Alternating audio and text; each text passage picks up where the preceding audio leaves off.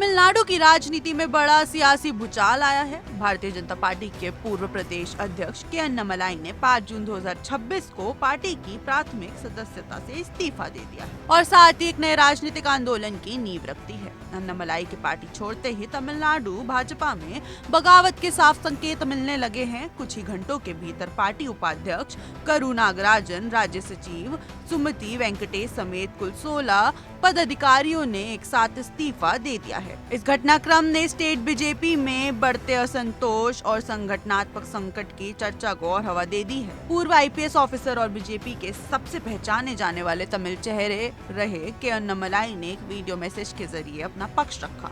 उनका कहना है कि तमिलनाडु की पहचान जल अधिकार और भाषा नीति जैसे मुद्दों पर उनकी सोच और बीजेपी लीडरशिप के नजरिए में गहरा फर्क था। उन्होंने कहा कि ये द्वंद्व बहुत बड़ा था कि मैं बीजेपी का हूँ या फिर तमिलनाडु का। उन्होंने क्लियर कहा कि ये फैसला अचानक नहीं आया। 4 दिसंबर 2024 को ही उन्होंने बीजेपी लीडरशिप को इस्तीफे के इरादे से अवगत करा दिया था।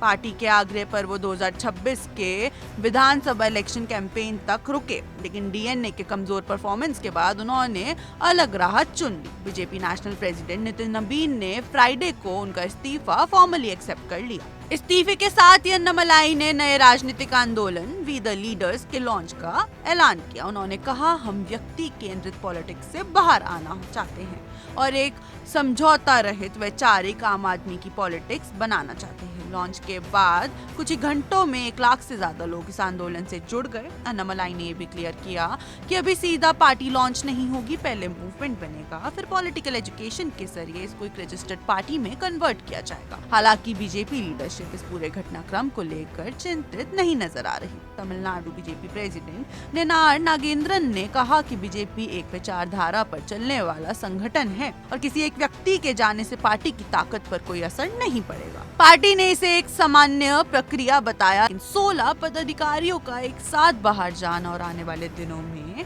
और नामों के चुनने की अटकलें पार्टी के लिए चैलेंज जरूर बनती दिख रही हैं। अन्नामलाई की राह आसान नहीं होगी। तमिलनाडु की पॉलिटिक्स में पहले से ही चीफ मिनिस्टर सी जोसेफ विजय की लोकप्रियता, संसाधनों की कमी और अगले विधानसभा चुनाव तक 5 साल का लंबा इंतजार, ये तीनों उनके सामने बड़ी बाधाएं हैं। डीएमके और एआईएडीएमके जैसी स्थापित द्रविडियन पार्टीज के दबदबे वाले राज्य में जगह बनाना किसी भी नई ताकत के लिए आसान नहीं होता। अन्नामलाई ने साफ कह दिया है कि उनका आंदोलन बीजेपी, डीएमके, एआईएडीएमके सबको एक नजर से देखेगा। कोई समझौता नहीं, कोई गठबंधन नहीं। उनका लक्ष्य 2031 के विधानसभा चुनाव में सभी 234 सीट्स पर स्वतंत्र रूप से उतरना है। अब तमिलनाडु की पॉलिटिक्स अब एक नए मोड़ पर खड़ी है। अब सवाल ये है कि क्या सिंघम अन्ना का ये दान तमिल जनता कबूल करती है या फिर नहीं। आपकी इस पर क्या राय है, हमें जरूर बताएं। आप देख रहे हैं वन इंडिया हिंदी।